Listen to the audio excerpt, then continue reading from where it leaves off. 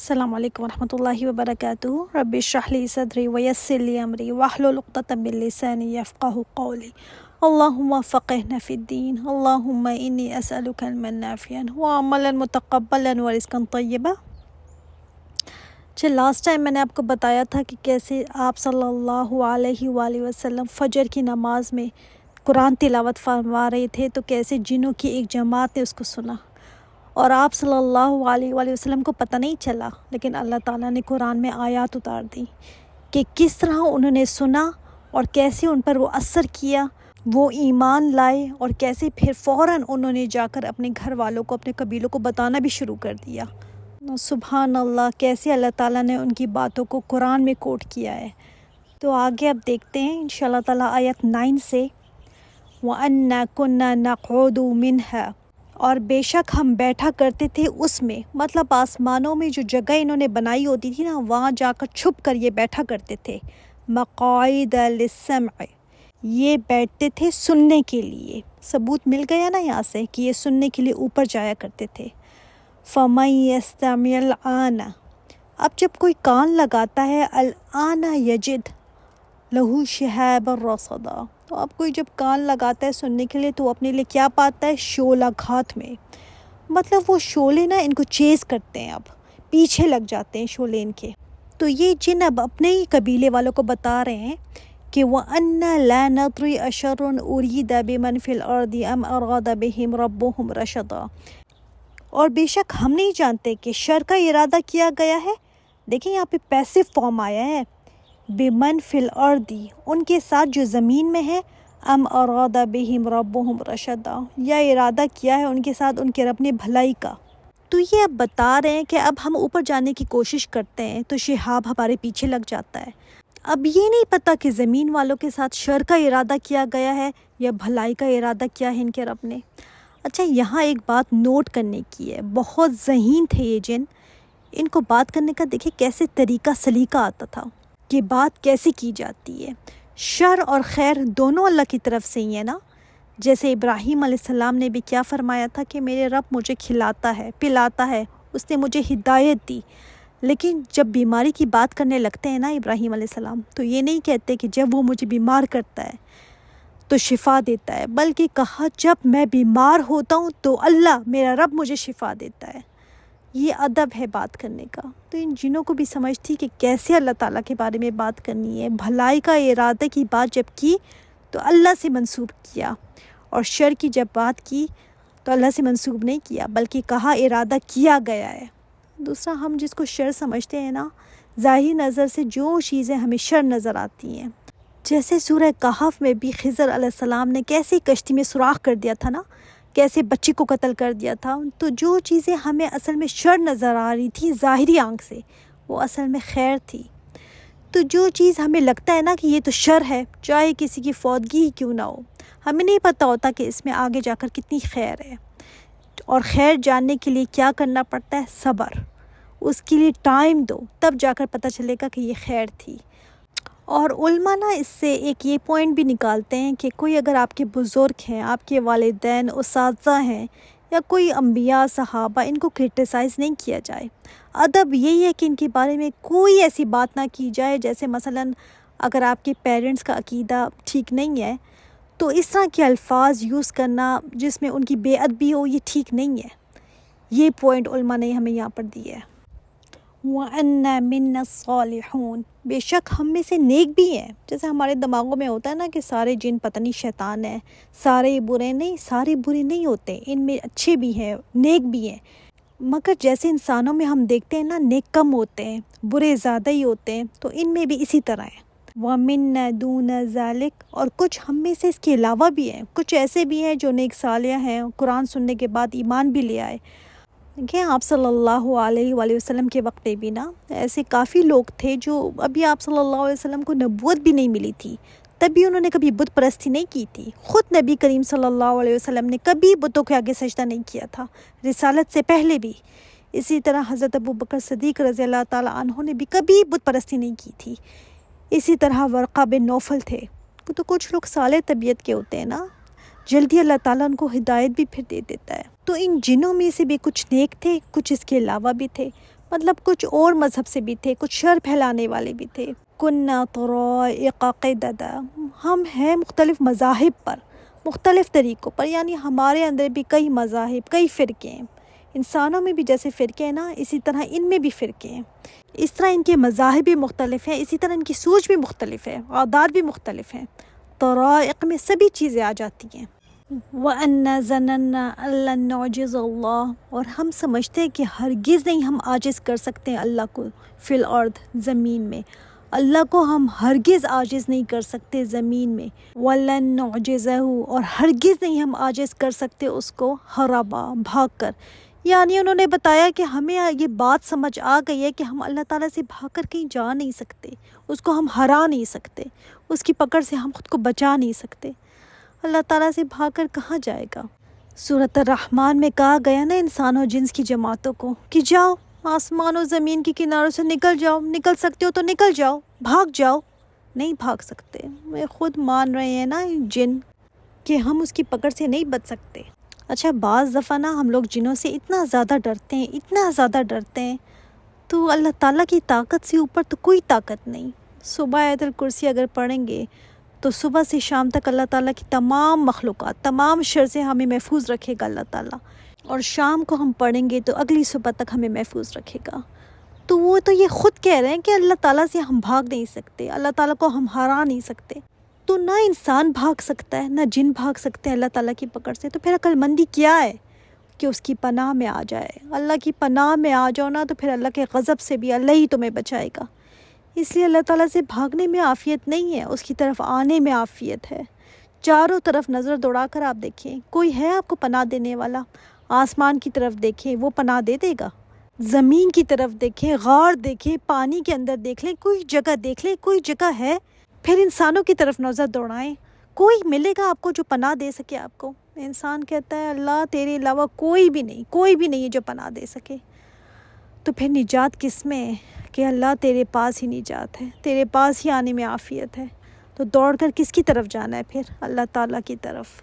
وَأَنَّا لَمَّا سَمِعْنَا الْهُدَىٰ آمَنَّا بِهِ، بے شک ہم نے جب سنا نا ہدایت کو تو ہم ایمان لے آئے اس کے ساتھ۔ ہم تو ایمان لے آئے، ہم نے جو ہی ہدایت کی بات سنی نا، ہمیں پتہ چل گیا کہ کوئی طاقت نہیں، کوئی ہمیں بچا نہیں سکتا، کوئی نہیں جو ہمیں پناہ دیتا ہو۔ تو جب ہم نے سنا ہدایت کو، کس کو سنا؟ الہدا، ہدایت۔ ہدایت کس کو کہا جا رہا ہے؟ قرآن کو، قرآن ہے ہدایت۔ آمنا بھی، ہم ایمان لے آئے اس پر، یہ نسخہ ہے ہدایت کا۔ فَمَن يُؤْمِن بِرَبِّهِ فَلَا يَخَافُ بَخْسًا وَلَا رَهَقًا، چنانچہ جو کوئی ایمان لائے گا نا اپنے رب پر تو نہیں وہ ڈرے گا کسی نقصان سے اور نہ ظلم و زیادتی سے۔ ظلم و زیادتی یعنی میرے ساتھ وہاں پر کوئی ظلم نہ ہو جائے، کہیں میری نیکیاں وہاں تک پہنچی نہ ہو، کسی قسم کا کوئی ظلم نہیں ہوگا، اور نہ ہی کسی قسم کی کوئی کمی ہوگی کہ یہ ڈر ہو کہ میری نیکیاں کہیں کم نہ کر دی جائیں یا کسی اور کے گناہ میرے اوپر نہ ڈال دیے جائیں۔ ایسا نہیں ہوگا، کچھ کمی، کوئی زیادتی نہیں ہوگی۔ ہاں لیکن کچھ چیزیں ایسی ہیں جو ہماری نیکیوں کو کم کر دیتی ہیں، کچھ اعمال ہم خود ایسے کرتے ہیں جو ہماری نیکیوں کو کم کر دیتی ہیں، مثلاً غیبت کرنا، حسد، ریاکاری، ان سب سے نیکیاں نہ ضائع ہو جاتی ہیں۔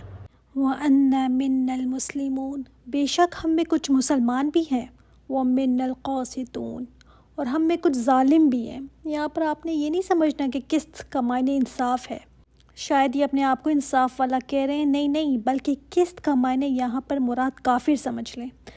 تو کہہ رہے ہیں کہ ہم میں سے کچھ یہاں پر مسلمان بھی ہیں اور کچھ نافرمان بھی ہیں۔ اصل میں قاصد حق کے راستے کو نہ چھوڑ کر کسی اور راستے پر نکل جائے، اس کو قاصد کہتے ہیں۔ تو یہاں پر قاصد کی جمع قاصدون، حق سے پھرنے والے۔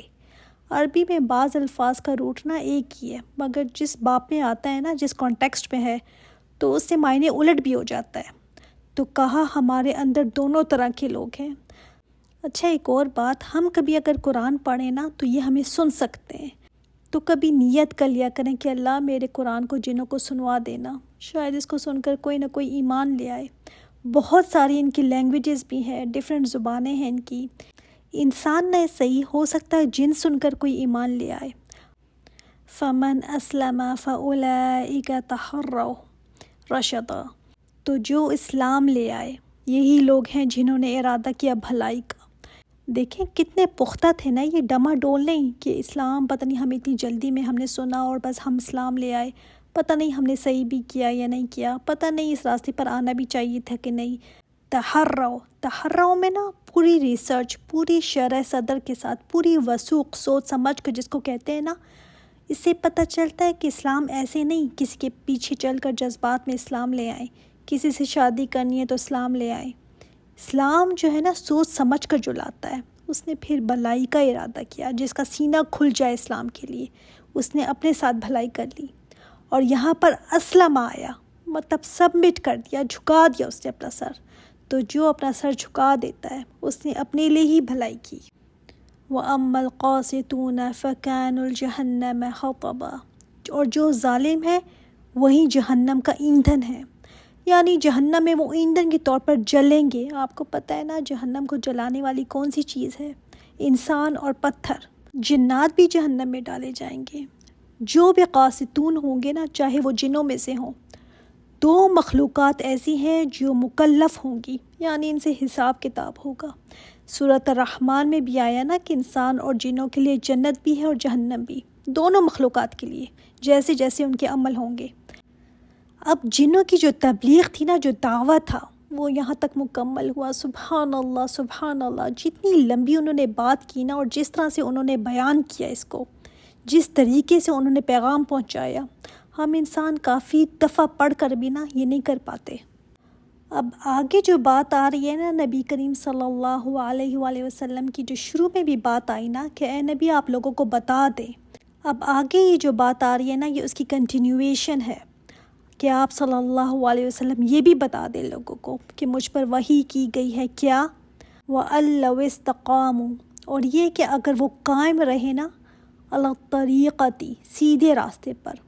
اس میں دونوں باتیں ہو سکتی ہیں۔ مشرکین مکہ کہتے تھے کہ اگر ہم اسلام لے آئے تو ہماری تو دنیا چلی جائے گی، جیسے آج بھی لوگوں کا یہی خیال ہے نا کہ اگر ہم دین کی طرف آ گئے تو ہماری تو دنیا جاتی رہے گی، ہمارے مزے، ہمارا فن ختم ہو جائے گا، اور دین میں ہم پھنس کر رہ جائیں گے، پابندیاں ہم پر لگ جائیں گی۔ دین کو ایسے سمجھتے ہیں نا جیسے گلے میں ان کو کوئی پھندا ڈالا ہوا ہو۔ تو مشرکین مکہ کہتے تھے کہ یہ سارے بتوں کو ہم چھوڑ دیں گے تو ہماری تو دنیا چلی جائے گی، ہم تو کنگال ہو جائیں گے۔ انہیں بتوں سے ان کی تجارت چلتی تھی نا، یہ سب کے بت ان کے کعبے میں اکٹھے پڑے ہوئے تھے، تو سب یہاں پر آتے تھے، تو وہ کہتے ہیں کہ ہم اللہ تعالیٰ کو صرف ایک مان کر سب کو چھوڑ دیں تو پھر ہمیں کون پوچھے گا؟ تو اللہ تعالیٰ نے فرمایا وَأَن لَوْ اسْتَقَامُوا، اگر انہوں نے استقامت اختیار کی نا اسلام پر، تو یہ نہ سمجھنا کہ سب چیزیں ہاتھ سے چلی جائیں گی، بلکہ کیا ہوگا؟ لَأَسْقَيْنَاهُم مَاءً غَدَقًا، ہم پلائیں گے ان کو پانی وافر۔ اچھا دیکھیں یہاں پر پانی کی بات کی گئی، جہاں پر پانی ہوتا ہے وہاں پر کیا ہوتا ہے؟ دنیا میں آج بھی جہاں پر پانی کی قلت ہے، بارشیں نہیں ہوتی یا پانی کا کوئی ایسا ذریعہ نہیں ہے، وہاں پر کیا ہوتا ہے؟ اس وقت افریقہ کے ملکوں کا سوچیں ذرا، قحط سالی، لوگ بھوکے مرتے ہیں، اور جہاں پر پانی ہوتا ہے وہاں پر خوشحالی ہوتی ہے۔ اس لیے پانی کا یہاں پر بتایا گیا کہ ویسے بھی ہم تمہیں پانی پلائیں گے، اور دوسرا یہاں نعمتوں کی طرف اشارہ ہے، خوشحالی کی طرف اشارہ ہے۔ تو ایسا نہ سوچنا کہ اللہ کی طرف آنے سے تمہارا کوئی نقصان ہو جانا ہے، نہیں، اللہ تمہیں زیادہ دے گا۔ لیکن لوگوں کو یہ بات نہیں سمجھ آتی۔ آج تو کلمہ گو یہ بات نہیں سمجھتا، کافر کو ہم نے کیا سمجھانا ہے؟ آج تو ہمارے اپنے لوگ یہ بات نہیں سمجھتے۔ اللہ کی طرف آنے سے، دین کی طرف آنے سے، لیکن استقامت شرط ہے، یہ نہیں کہ صرف کلمہ پڑھ لیا، استقامت، اس دین پر اسی طریقے پر چلتے رہنا، جم جانا، یہ ضروری ہے۔ اور استقامت ہی سب سے مشکل چیز ہے، یہ وہ چیز ہے نا جو انسان سے نہیں ہو پاتی۔ ایک کام ایک وقت میں کر لینا آسان ہے، مگر اس پر جمے رہنا، مرتے دم تک اس پر چلتے رہنا، ثابت قدمی، صبر کے ساتھ، یہ مشکل ہے۔ اللہ تعالیٰ نے دوسری جگہ فرمایا نا، وہ جنہوں نے کہا ہمارا رب اللہ ہے، پھر اس پر جم گئے، ہلے نہیں۔ یہ نہیں کہ جذبات میں آ کر میں نے کچھ کر دیا، کل کو میں نے چھوڑ دیا، یہ پھر بھول بھال گئے، یاد ہی نہیں رہا کیا پڑھا تھا، کیا سنا تھا، پھر کچھ دنوں بعد پھر سن لیا، پھر جذبات میں آ کر پھر کچھ کر لیا، پھر چھوڑ دیا۔ یہاں پر کہا گیا استقامت سے چلتے رہو گے نا دین پر، تو اللہ تعالیٰ پھر دے گا تمہیں۔ حضرت نوح علیہ السلام نے بھی یہی کہا تھا نا اپنے قوم سے کہ استغفار کرو گے تو اللہ تعالیٰ موسلا دھار بارش کرے گا۔ وہاں پر بھی پانی کی بات آئی نا، بیٹوں کی کثرت سے تمہاری مدد کرے گا، باغات پیدا کرے گا، نہریں جاری کرے گا، تو وہ بھی کس پر؟ جب تم ایمان لاؤ گے، شرک کو چھوڑ دو گے۔ اور دوسرا معنی یہ بھی لیا گیا ہے کہ اگر تم جس راستے پر چل رہے ہو اس پر چلتے رہے تو ہم پھر بھی تمہیں کھلائیں گے پلائیں گے، لِنَفْتِنَهُمْ فِيهِ، تاکہ ہم آزمائیں انہیں اس میں۔ یہ نعمتیں کیا ہیں؟ چاہے ایمان لا کر نعمتیں مل جائیں، چاہے کفر میں کوئی ہے دنیا کی اس کو نعمتیں مل جائیں، مل تو اس کو وہ بھی رہی ہیں، مگر یہ نہ بھولنا کہ دنیا کی جو نعمتیں ہیں نا آزمائش ہے، ٹیسٹ ہے، یہ ٹیسٹ کا سامان ہے، اس میں آزمائش ہوگی تمہاری۔ اور واقعی میں آزمائش ہوتی ہے جب انسان کے پاس نعمتوں کی فراوانی ہوتی ہے نا، تو پھر اللہ تعالیٰ دیکھتا ہے کہ شکر گزار میرا بنتا ہے کہ نہیں۔ ابن قیم کی ایک کتاب ہے، اس میں انہوں نے پوچھا ہے کہ کیا چیز زیادہ مشکل ہے، مالدار ہو کر شکر گزار بندہ بن کر رہنا یا فقیر ہو کر صبر کرنا؟ تو انہوں نے اس کا جواب دیا کہ زیادہ مشکل ہے کہ مالدار ہو کر بندہ شکر گزاری کرے۔ شکر گزاری مطلب یہ نہیں کہ الحمدللہ بس کہتے رہے منہ سے، شکر گزاری یہ ہے کہ جب اس کے راستے میں جو اس نے نعمتیں آپ کو دی ہیں اس کے راستے میں لگائیں، یہ ہوتی ہے پھر شکر گزاری۔ صرف زبان سے یہ نہیں بولتے رہنا، اور اکثر ایسا نہیں ہوتا۔ وہ جو نعمتیں اس نے ہمیں دی ہوئی ہیں، اکثریت ان نعمتوں کے آنے کے بعد عیش و عشرت میں پڑ جاتے ہیں، اللہ تعالیٰ کو بھول جاتے ہیں، نافرمانیاں بے حیا یا عروج پر پہنچ جاتی ہیں، اپنے مال کے ذوم میں اتنا تکبر کرنے لگتا ہے انسان کہ پھر اس کو شکر گزاری نہیں آتی، اس کو تو کسی کا حق دینا بھی یاد نہیں رہتا، پرواہ ہی نہیں ہوتی اس کو۔ اس لیے آپ صلی اللہ علیہ وآلہ وسلم نے فرمایا کہ مجھے تم پر فقر اور تنگ دستی کا خوف نہیں ہے، مجھے تم پر یہ خوف ہے کہ تم پر دنیا ایسے کشادہ کر دی جائے گی جس طرح تم سے پہلے لوگوں پر کی گئی تھی، پھر تم مال و دولت میں رغبت کرو گے جس طرح انہوں نے مال و دولت میں رغبت کی تھی، اور یہ مال و دولت تمہیں اللہ کی یاد، اس کے احکامات سے اس طرح غافل کرے گی جس طرح تم سے پہلے لوگوں کو غافل کر دیا تھا۔ اور آج بڑی وجہ یہی ہے نا دین نہ آنے کی طرف، مال انسانوں کو ایسا غافل کیا ہوا ہے کہ اس کو لگتا ہی نہیں کہ میں نے مرنا ہے، اس کو آخرت نظر ہی نہیں آتی، نہ ہی اس کے بارے میں اس کو سننا اچھا لگتا ہے، مزہ خراب ہو جاتا ہے نا پھر۔ تو اللہ تعالیٰ نے بھی یہی فرمایا کہ ہاں ٹھیک ہے میں دوں گا تمہیں، لیکن آزمائش ہے یہ، اس آزمائش میں کچھ لوگ پاس بھی ہو جاتے ہیں، دائیں بائیں آگے پیچھے جو دیتے ہیں اللہ کے راستے میں جو خرچ کرتے ہیں وہ پاس بھی ہو جاتے ہیں، لیکن اکثریت فیل ہو جاتی ہے۔ اللہ تعالیٰ کا یہ ایک طریقہ ہے، وہ دیتا ہے، خوشحالی بھی دیتا ہے، فراغت بھی دیتا ہے، مال اولاد بھی دیتا ہے۔ لوگ سمجھتے ہیں کہ ہمارے اوپر کتنے انعامات کی بارش ہو رہی ہے، ہم اچھے ہی کر رہے ہوں گے جو اتنا مل رہا ہے، حالانکہ انسان کے لیے یہ ٹیسٹ پوائنٹ ہوتا ہے کہ وہ اب کرتا ہے کیا ہے ان چیزوں کے ساتھ۔ وَمَن يُعْرِضْ عَن ذِكْرِ رَبِّهِ يَسْلُكْهُ عَذَابًا صَعَدًا، اور جو کوئی اعراض برتے نعمتیں مل کر بھی، سب اچھا چل رہا ہے، اس کا امتحان ہے یہ، اور پھر کوئی منہ موڑتا ہے اعراض برتے اپنے رب کے ذکر سے، اللہ تعالیٰ اس کو پھر داخل کرے گا اس عذاب میں جو بہت سخت ہے۔ یہاں پر دیکھیں ڈیفرنٹ قسم کے عذاب کی بات آئی ہے، عذابًا صعدا، صعد کہتے ہیں چڑھنے کو، اونچائی پر جب چڑھنا ہوتا ہے نا، آپ کبھی پہاڑ پر چڑھے ہوں تو محنت لگتی ہے نا، مشقت لگتی ہے، انسان تھک جاتا ہے۔ تو ابن عباس فرماتے ہیں صعداً جہنم میں بہت بڑا ایک پہاڑ ہے، جب بھی اس پر اپنا ہاتھ رکھیں گے نا ان کا ہاتھ پگھل جائے گا، تو یہ مشقت والا عذاب ہوگا، آدمی کو کہا جائے گا اس پر چڑھ، تو وہ چڑھ نہیں پائے گا، کوشش کرے گا مگر پھسل جائے گا، پھر اس کو زنجیروں سے باندھ کر آگے سے کھینچا جائے گا اور پیچھے سے لوہے کے گز مارے جائیں گے، پھر کہا جائے گا چڑھ، پھر چڑھنے کی کوشش کرے گا، پہاڑ کی چوٹی پر پہنچنے کے قریب ہوگا، پھر نیچے گرے گا، کیونکہ وہ دوزخ میں ایک چکنا پتھر ہے، دوبارہ اس کو چڑھنے کا کہا جائے گا، یہ نہیں چڑھ سکے گا، اور یہ سلسلہ چلتا رہے گا، اللہ تعالیٰ اس عذاب میں اس کو داخل کر دے گا، مطلب اسی میں رہے گا، بار بار یہی کرتا رہے گا، باندھ کر اس کو کھینچا جائے گا کہ چڑھ اس پر، اور دوبارہ یہی سزا ملتی رہے گی۔ کس کی سزا ہے یہ؟ کیا کہتا تھا وہ، کیا کرتا تھا؟ اعراض، کس سے؟ اللہ کے ذکر سے، اور رب کا ذکر سے مراد یہاں پر کیا ہے؟ ابن زید نے فرمایا اس سے مراد قرآن مجید ہے۔ اعراض کرنا میں یہ بھی معنی ہو سکتا ہے کہ اس کو مانتا نہیں تھا، اعراض میں یہ بھی ہو سکتا ہے کہ اس کے احکامات پر عمل نہیں کرنا، یہ بھی ہو سکتا ہے کہ اس کی طرف آنا ہی نہیں، کوئی پرواہ اس کی نہیں کرنی، منہ موڑنا ہی ہے نا۔ یہ کتنے ہی آج مسلمان اس قرآن سے اعراض برتتے ہیں، منہ موڑتے ہیں، بھاگتے ہیں اس سے. کتنی بڑی سزا یہاں پر بتائی گئی ہے. اس کے علاوہ سورہ طٰہٰ میں بھی پڑھیں گے انشاءاللہ تعالیٰ. اللہ تعالیٰ نے فرمایا جو میرے ذکر سے منہ موڑے گا تو اس کے لیے زندگی تنگ کر دی جائے گی، اور قیامت کے دن اس کو اندھا اٹھائیں گے ہم. نظر نہیں آ رہا ہوگا اس کو. یہ اس کی سزا ہے کہ کیوں تم نے میرے کلام سے آنکھیں بند کیے رکھا دنیا میں، کیوں اندھے بن کر بنے رہے. آج قرآن کو سیکھنا سمجھنا لوگوں کو بیکار کام لگتا ہے. کہتے ہیں آپ فارغ ہیں تبھی آپ کرتی ہوں گی، ہم تو بہت مصروف ہیں، ہمارے پاس تو اور چیزیں بہت ہیں کرنے کو. اس کلام سے ہم منہ موڑتے ہیں، ٹائم نہیں ہے ہمارے پاس. اللہ تعالیٰ نے دے بہت دیا ہے نا. ایک کمرے کے مکان میں رہتے تو کتنی صفائیاں کر لیتے ہم، کتنے کھانے پک جاتے، کتنی شاپنگ ہم کر لیتے. ٹائم اس لیے نہیں ہے نا کہ لگژریز بہت آ گئی ہیں، ہے نا. مسئلہ یہی ہے نا کہ دے بہت دی ہے اللہ نے.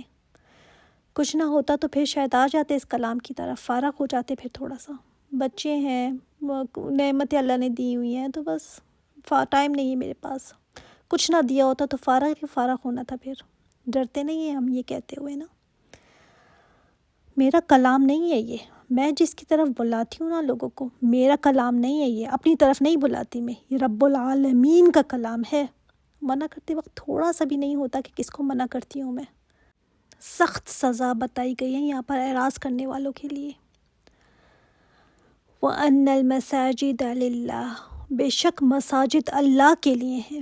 فَلَا تَدْعُوا مَعَ اللَّهِ أَحَدًا، تو نہ تم پکارو اللہ کے ساتھ کسی کو بھی.